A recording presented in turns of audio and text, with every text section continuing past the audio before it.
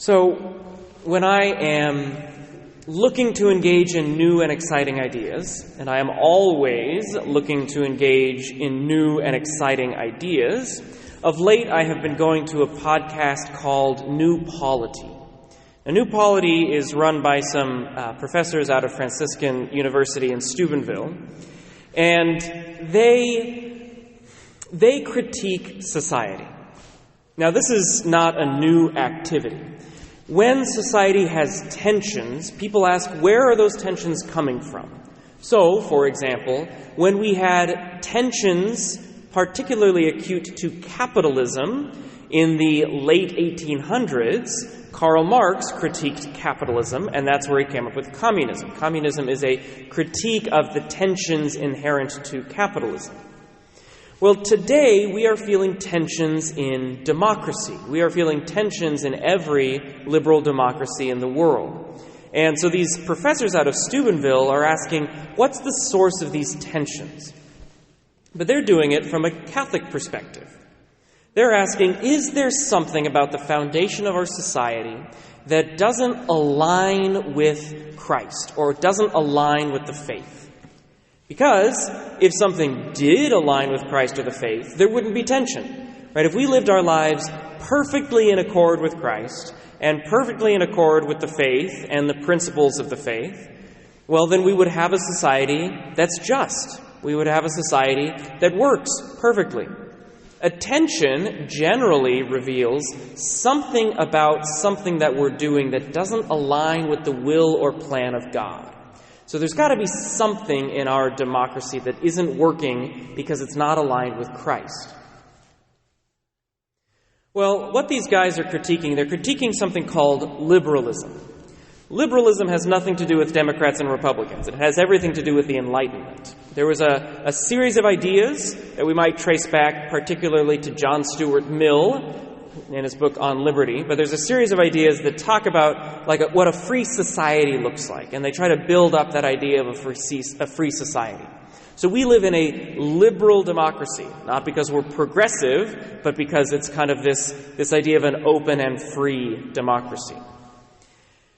Well, these guys point out that one of the foundations of liberalism is the Lockean idea. If you can think back to civics class and learning about John Locke, the Lockean idea that we all enter the world as distinct individuals. John Locke said that society came about because we just existed as an individual with all of our inherent rights already part of us. And we freely chose to enter into a society. We said in order to have protection or the proper distribution of labor or whatever principle you want, we somehow said, okay, I as an individual am freely choosing to enter into this society. And that's a foundational idea of our society today.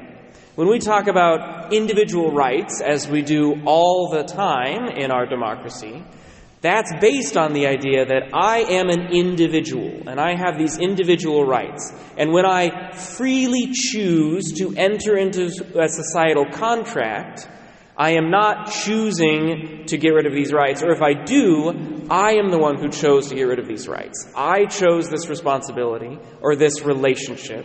And I have the ability then to remove myself from this responsibility or this relationship. Well, these New Polity guys, they pointed out something that I just can't stop thinking about.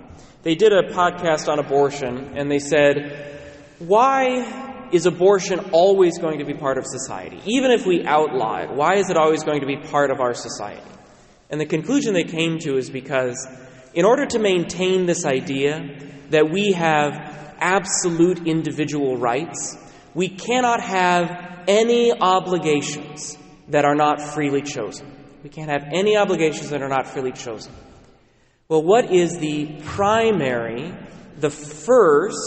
relationship that we all have as individuals? The primary first relationship, and every relationship comes with a responsibility. What is the relationship that we don't choose? We don't choose the family.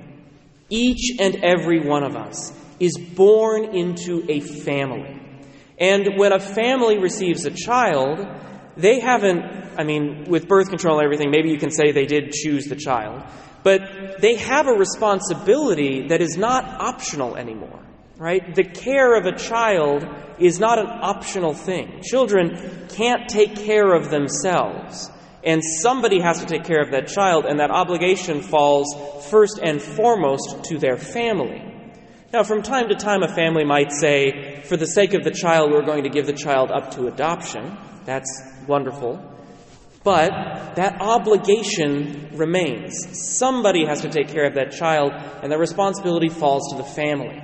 And so if our society is going to have as a foundational idea that I am a distinct individual apart from all individuals, that every relationship I enter into is completely voluntary, then we have to be able to destroy that first and primary responsibility. We have to be able to destroy the family at its source and its origin. Without that, liberal democracy can't exist. So what's the church doing with the Feast of the Holy Family?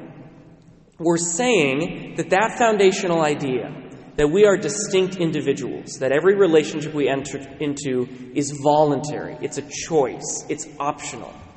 The church is saying this is absolutely incorrect. We exist first and foremost in relationship. We are born into relationship. Our existence comes from relationship. And God himself modeled this in the incarnation. Jesus relied on his mother for his humanity. He relied on her for food and shelter and warmth. After he was born, he relied on his foster father for protection. Joseph was the one who had to lead his family into a new country, to go into Egypt just to protect this child. We are born into relationship. We should not be surprised that we have incredible struggles in our society today when we lean into this idea that we are individuals rather than we are born into relationship. Why do we think we have such trouble with teenagers? Teenagers have not always been problematic. They've always been zealous. They've always been passionate. But when we emphasize to people that your first and primary identity is as a distinct individual, well, of course they're trying to escape the responsibilities in relationship to family as soon as they can. Of course they are. Why do we think we have such problems in our communities? Because we don't think in terms of relationships with those that we are surrounded by. The destruction of the family, in all ways, is the destruction of the idea that I have a responsibility for my neighbor. I have a responsibility for my fellow human being. The reason the church has sold out, in the best sense of that word, has spent all of her political capital in the last 50 years fighting for family issues, be it no-fault divorce, birth control, abortion, marriage. The reason we do that, the reason we decided we would lose half of our people because they now disagree with the political stances the church has taken, is because the family is too important to sacrifice. The relationships that are inherent in family are the foundation of a healthy society. And anything that questions or destroys those relationships, anything that says we don't have a responsibility for those that we are born into, that's going to destroy our society. The church will always fight for the family, because without the family, there is no world. From high school onward, I've reflected a lot on the fourth commandment, honor thy father and mother. The commandments come in two sets. The first three have to do with God. Love God first, honor his name, honor the Sabbath day. And then the next 7 have to do with our neighbor. And just like the commandments of God, they're ranked in order of importance. Right? You love God first, because otherwise the other 2 don't make sense. You honor his name, because otherwise what else are you going to honor? And then you honor the Sabbath day, because if you honor him and you honor his name, well then of course you will honor our desire to worship.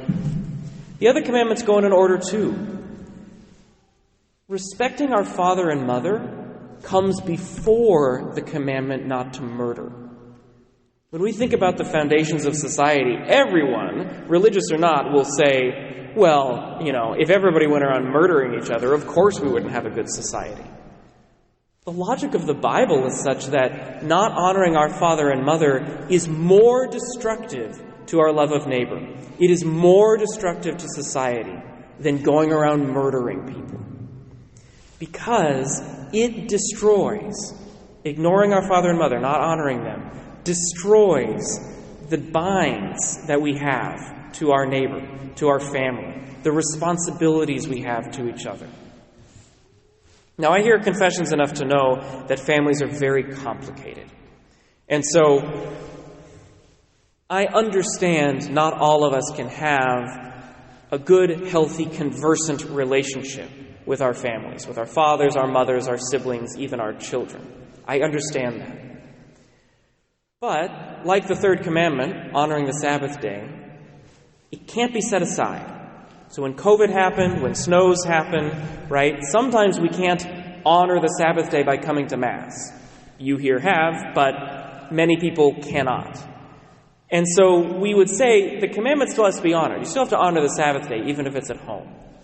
Similarly, honoring your father and mother. The practicalities of that may have to be set aside. Maybe we can't have a relationship because somebody is emotionally abusive or physically abusive. But we still have to find a way to honor that commandment.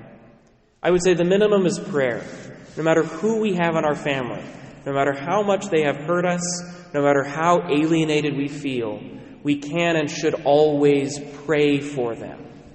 Because the relationship we have with our parents, that community that we are born into, that is the foundation of every other good thing in our society. We have to find a way to honor that. We have to find a way to pray for our family, to ask God for the conversion or the healing or the health or the happiness of our families. It's so incredibly important that we do so. And then beyond that, we should ask questions about extended family. Not just our parents, but the church has always extended that commandment, not in quite exactly the right way, but always extended that commandment to the rest of our families. How do we treat our siblings? How do we treat our in-laws? How do we treat our cousins or our aunts or our uncles? Are we honoring them in some way, shape, or form? And then there are other relationships we're born into. We're often born into geographical communities. There's a lot of movement today. We see a lot of sorting. Again, this is the problem. We're leaving behind these relationships that are not optional and saying every relationship I have is optional. But we're born into communities where we have responsibilities for the people who live near us, who live next to us. We have a responsibility here for the city of Bellingham, for the neighborhoods that we live in, for Whatcom County, for Washington State. If we live our lives like every relationship is optional, if we live our lives and we say, I am going to choose the relationships that I have, then we will always be tempted to only love and to serve those who love and serve us. And as the Lord says in the Gospels, what merit is there in that? Don't the evil ones do the same? Instead, if we realize we were born into a society, we are born into relationships that we don't choose, and we strive as best as we can, as Christians trying to follow the Lord, to respect these relationships that we did not choose, to love the people that we did not choose, to live as families, including as families that we did not choose, then our hearts will be well formed. We will be loving individuals. Sometimes we'll be loving individuals on the cross for our families. We'll be loving individuals. And from that respect for these relationships, there will radiate out a healing of our society. A society that says we only exist as individuals, everything we do is personal choice. We have to heal that. That healing starts in the family. The more you love your families, the more this world will be according to the justice of God.